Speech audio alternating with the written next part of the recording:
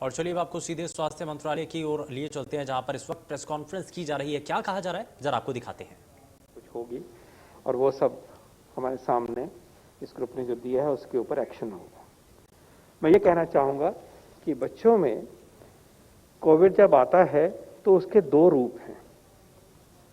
एक रूप जिसकी चर्चा मैंने अभी करी, कोविड की इन्फेक्शन हुई, बुखार हुआ, खांसी जुकाम हुआ और फिर सांस तेज चलना शुरू हुआ, निमोनिया की शक्ल में हुआ, निमोनिया बढ़ गया और ऐसा व्यक्ति, ऐसा बच्चा अस्पताल में दाखिल होगा, बिकॉज लंग में आता है वायरस। एक तो यह स्वरूप है इसका। लेकिन यह भी सामने आया कि ये कोविड होने के बाद 2 से 6 हफ्ते बाद ये खत्म हो गया। कोविड हुआ, पता भी नहीं चला, हुआ तो खांसी जुकाम हुई। रिकवरी के 2 या 6 हफ्ते बाद, 2 से 6 हफ्ते तक बाद कुछ बच्चों में थोड़े से प्रोपोर्शन में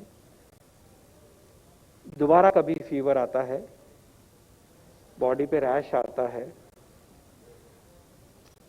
आंखें इन्फ्लेम हो जाती हैं, जिसको कंजंक्टिवाइटिस कहते हैं, डायरिया, वॉमिटिंग हो सकता है, सांस फूल सकता है, ब्लीडिंग टेंडेंसी हो जाती है। ऐसा लगता है कि बीमारी एक सिस्टम में नहीं है, निमोनिया की लंग में नहीं है, सब जगह जगह पे फैली गई है। तो इस सिंड्रोम को मल्टी सिस्टम इन्फ्लेमेटरी सिंड्रोम कहा जाता है। मल्टी सिस्टम मतलब एक बॉडी का सिस्टम इन्वॉल्व नहीं है, इन्फ्लेमेशन है तो इन्फ्लेमेटरी है, तो ये जगह जगह इसका इफेक्ट है। ये पोस्ट कोविड है।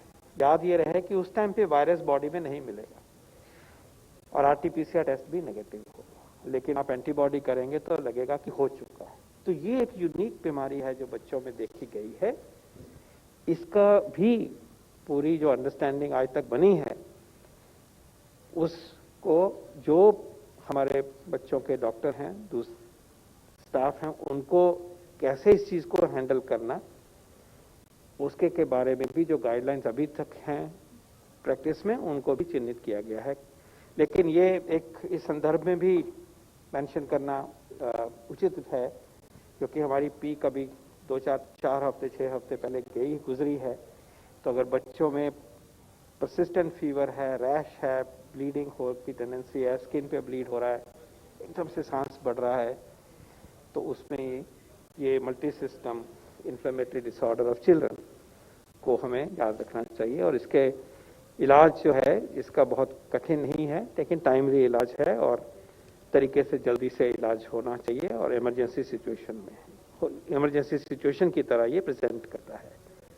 तो in short, we are happy to report to you that we are working very systematically, comprehensively to address the problem of pediatric COVID disease for now as well as into future, and we will strengthen our facilities as required. We will do an audit of what is required, what might be required in a worst case scenario, and the steps will be taken and be put into action.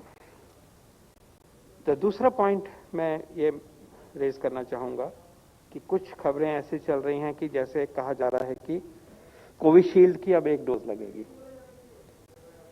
ऐसा सुना गया है। तो मैं ये बिल्कुल साफ करना चाहूंगा on behalf of all of us, Covishield का शेड्यूल भारत का जो है वो 2 डोज का शेड्यूल है, पहली डोज और फिर 12 हफ्ते पे दूसरी dose. There is no change.